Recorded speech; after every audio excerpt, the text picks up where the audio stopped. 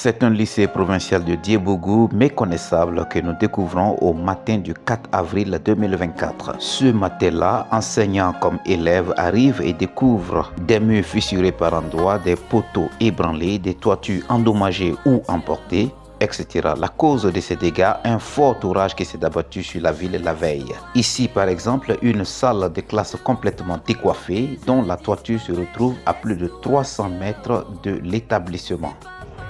J'ai l'impression que les salles de classe là, surtout les nouvelles salles là, ça n'a pas été bien construit. C'est pour cela le vent a emporté les toits tout autour. On n'a pas eu coup en tout cas. Bon, je pense qu'on devrait chercher des bons maçons pour venir arranger nos salles de classe. Non, on ne peut pas faire cours ici comme ça en tout cas. Des bétons sont tombés. Imaginez s'il y avait des élèves dedans. Ça allait avoir des blessés. C'est pas intéressant.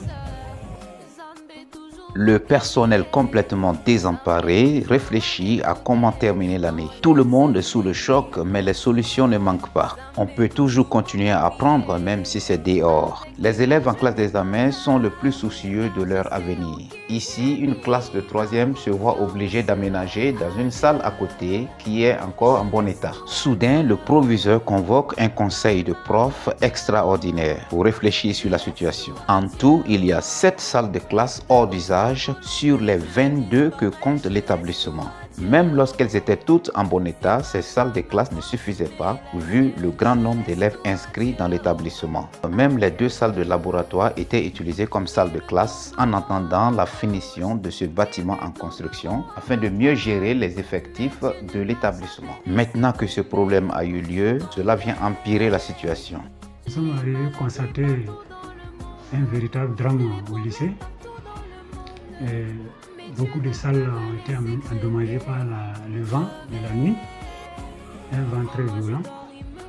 Et en tout cas, quand on a fait le décompte, il y a 7 salles en gros qui sont totalement endommagées, dont 3 carrément décoiffées. Voilà. Donc c'est la situation, plus un bureau d'un agent de la vie scolaire qui est un peu touché aussi. Des bâtiments qui sont un peu soulevés par derrière, mais bon, ça on peut toujours les exploiter en attendant.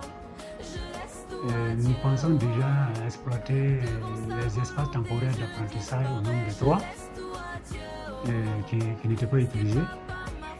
Nous comptons utiliser la nouvelle salle de classe du professeur plutôt en construction au lycée.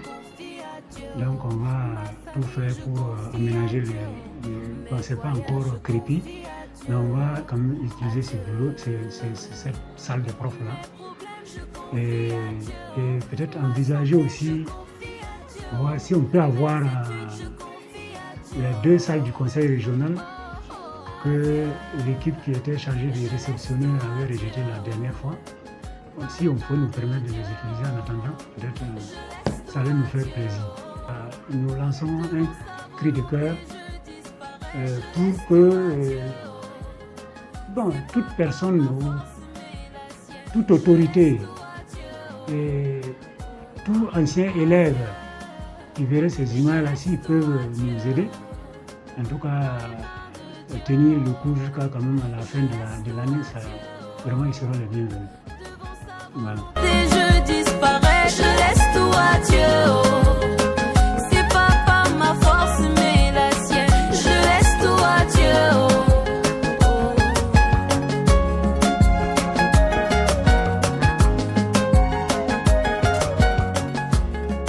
Il urge donc de trouver une solution rapidement, car nous nous acheminons vers les examens scolaires et surtout vers la saison de pluie.